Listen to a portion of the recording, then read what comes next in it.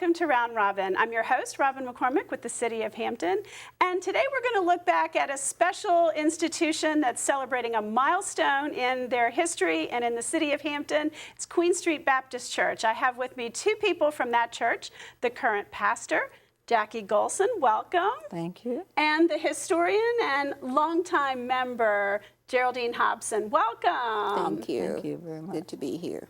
You know, I'm just going to start out right off the bat by saying you have a 150-year-old institution. It's a milestone, but it's still changing and growing and fitting today. And I want to recognize that you are the first female pastor in the church's 150 years. Yes, I have that distinction, I'm happy to say.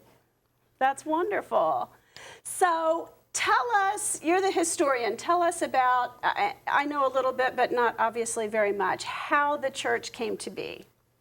The church came to be as members of the First Baptist Church in Williamsburg were making their way to Fortress Monroe it was called then, and Freedom, needing a place to worship because they could not go back to Williamsburg. Now, they were allowed to worship in Williamsburg, or was it a secretive, clandestine? Oh, no, they were allowed. Okay. Yes. And so they felt the need to organize a place of worship here in Hampton. And just to set the stage, you're talking about during the Civil War, slaves escaping to Freedom Fortress and either living on base, and then it got too full, and they camped in Phoebus, and then there was a camp in downtown Hampton, and a pretty big one. That's right. We're talking about 1865. Yeah. Okay, so the church itself came about through Baptists, people who worshiped as Baptists from Williamsburg coming down and getting you all started. That's right. How, that's an amazing time. And it's amazing that you stuck around. Those kinds of things, encampments can be very temporary. But one of the interesting things about the contrabands is so many of them stayed here. Hampton is a wonderful place. It is. And I think that Pastor and I were talking, and we said it's very welcoming. And so I think it was easy for them to stay.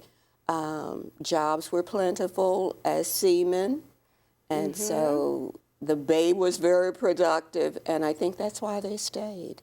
So downtown Hampton at this time, if people have been to the History Museum, they know, but it was burned. Most of the buildings were burned. St. John's partly survived, but suffered a lot of damage. So we're really thinking that this was, well, maybe by 1865, not entirely tents. People had put up some sort of homesteads, maybe. No, they were still what they call shanties. Lean-to shanties. They sort of built around the foundation that was left after the burning, and so they called it certain areas shanty towns because they were not, structured homes. They were sort of leaning boards. They were a little better than tents, but little not better a lot. than tents. So how big, how many people do you think the church is at this point in time, 1865? How many? Possibly 200. Pretty good size, There weren't as many churches, so I think that accounted for the number of members in the various churches that were established in that day. And how did it grow and go from, this very temporary springing up wellspring to this brick foundation, really, major institution in our city? I think the pride in freedom and wanting to settle, to be stationary. Our history records that we met at the courthouse, at Whittier School on Hampton Normal, now Hampton University site, and that they grew tired of moving. They didn't want to have to be that And so they transitional. decided, the fathers of the church decided that we need to have a stable site where we can worship. And so they did the first, what they call straight up and down board church. Okay. And that was maybe about 200 members. And that was where? Is it where the That was on what's called Shields Track at that time between Holt and Victoria Avenue, Oh, which is okay. now Victoria Boulevard, over in that section. So a little bit different than where you are now. Yes, but eventually we moved to Queen Street. And we now have as our motto, the friendly church in the heart of the city. So we have just adopted and become infused in the city of Hampton as a church. Now, before Reverend Gholson came in, you had a very long-time pastor who certainly helped shape your church and helped shape the community. You want to talk about him for just a minute? Oh, thank you. Yes. Reverend Anderson W. Clary Jr. Pastored for 23 years and was very productive in the church and in the city. I think I've heard you talk this morning that he was on the city council and I believe I don't want to say wrong, I believe the school board. Possibly. And just a very presence in Hampton because he and wife Leanne loved to walk. So you could see them walking from West Queen Street to East Queen Street and over to Darling Stadium and just around. He's a people person, we like to say. The church grew as programs developed. One of them was Beacon at the Crossroad, and of course, the addition of the Queen Street Baptist Worship Center on Armstead Avenue. And is that the one that's in the shopping center kind of area? Yes. Yes, Okay. it is, yes. Now, is your church still growing, or are you having trouble getting the younger generation? I mean, I think it's a national trend Yes. that younger understand. people aren't as attuned to the church as either worship or community as, maybe your generation was. Well, the church is still growing. Fortunately, we've had some younger people to join just recently. That's As a great. matter of fact, we'll be baptizing a new young married couple on the second Sunday of next month, the month of our anniversary celebration, which we're excited about. I think there are many opportunities for young people when the church reaches out to them. And Queen Street is a loving and friendly church, so they like reaching out to people. So the young people that come, I think while we want to see it grow, obviously, we need to incorporate ourselves with them and find out what's important to young people in church. The style of worship has changed a great deal over the years. And so as church grows, I think if you mesh the experience of the older members, if you look at what the middle age group, the parenting group is, and then the young adults, you can bring together a church that can meet the needs of the general community. And Queen Street sits in such a beautiful place right near the college, and I'm just thrilled at where it is. I walked around it yesterday, and it just seems like a barrier to a sanctuary almost of itself where you can go and enjoy the shops and see the bay, and those kind of things draw people, young and old alike. And I think the church is in a marvelous place.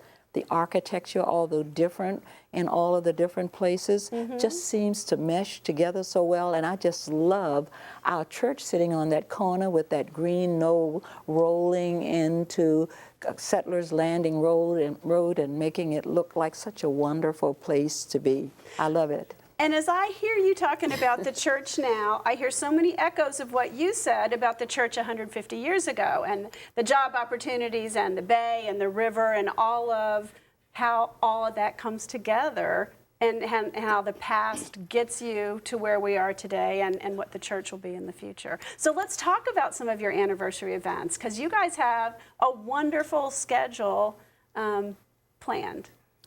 The month of September is so exciting, especially for me this year because it will be the celebration of my 50 years as a member of Queen Street. Congratulations. Have to say that first. Yeah. But then on... So that's a third of the time, right? That's right. Yes. And I'm not to mention my husband, but he would be a half of that time. I was going to say, I bet there are longer term, no offense. No, but absolutely there are longer not. term, people who grew up in it. Absolutely not. But On Friday, September the 4th, we will be having Old Camp Meeting, which is sort of leaning back to the beginning of the church. We'll have an evening activity. There might be some roasting out on the lawn, and then we'll be eating and just celebrating some of the activities, the singing, the old camp songs. So we're looking forward to that, and of course, The kind of service they might have had in, in 1865 or in those really early years. Okay. yes. And then we'll be moving on Saturday to the encampment, which is the Buffalo Soldiers, and I'm learning about that as to an enactment of what it was like, and then the colored troops or the Buffalo Soldiers as the newly freed African Americans came to this area and were able to join in the Army, and so that's going to be the reenactment. And so that would be essentially, your contrabands, the people who That's right. escaped, who were camped out. A lot of times the men joined the Army to fight for their freedom Yes. and for the rest of the Union cause. And it was the women and children and the older people who a lot of times were left in the camps because so many of the men did. And then they formed colored troops, and one of those was the Buffalo Army. It was known as. So we move from that, and we'll have history display. I don't know if I might say earlier, I saw on this station an art presentation, and so we will have displays of historical items of the church, and Boy, I bet that's fascinating. it is. I don't know if I mentioned that in 1905, there were so many talk of fires in the early settlement of Hampton. Our church suffered one also in 1905. And we do have a few artifacts recovered from the church at that time.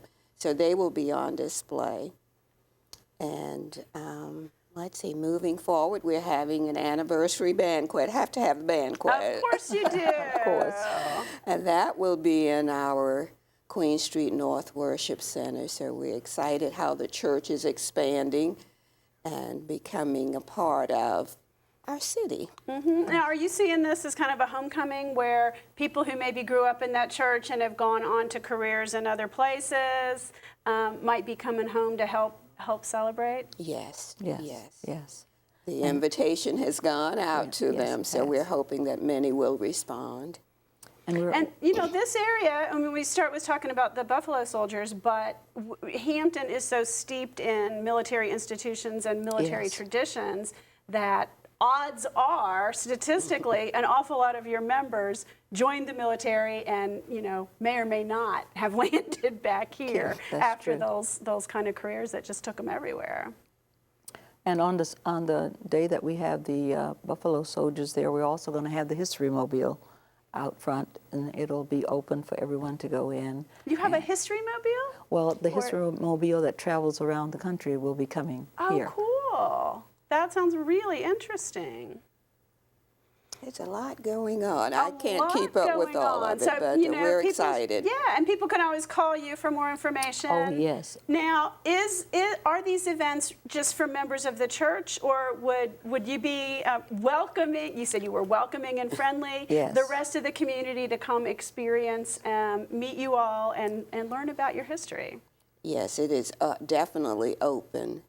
And if I may put out the church phone number. Absolutely, you go right ahead. If you would like more information, call the church, Queen Street Baptist Church, 757-723-6630. All right. And we will help you. Well, congratulations on Thank your you. 50 years for starters. Thank you. And your church's 150 years. Thank I know you. the church has been a huge factor in shaping Hampton's history. Sometimes, we may now in modern days think of churches as institutions of worship, and of course they are, and that's the primary purpose, but they also are the fabric of the community and have served the city of Hampton in so many different ways. Yes, I'm impressed by the fact that there are a group of churches, as you said, in that area, and we take turns feeding. Some of us at lunchtime, some of us doing dinners and whatever, and it just adds to the quality of life for people in the city. I was thrilled on yesterday to be in a redevelopment and housing meeting and see how the city is concerned about where it's heading and how we're handling it, and it makes the church feel more stabilized in the things that it's trying to do in reference to making the quality of life better for everyone from a religious perspective. So if the church is working socially and we are working religiously and we can all come together, we can make Hampton a marvelous place, which it already is. I told Sister Geraldine that I have been so thrilled with the city of Hampton. I'm walking around it during the day and just enjoying the rich history that's there. It's beautiful. Well, thank you for that, and thank you for coming and for Thank you for partnering. You know, having us. I know the city manager likes to say, she calls it the Hampton way, where you can't expect government to do everything, and if we leverage our connections, get volunteers, work with the institutions that are there, we can all do so much more together Yes. than we can as individuals. Thank you. Thank Thank you. you. Thank you for having us. Thanks for coming. And thank you for watching. I hope you have learned a little bit more about the history of this important institution, and that you'll come out to the camp meeting or the soldiers reenactment or come by and visit this very welcoming place. Thanks for watching.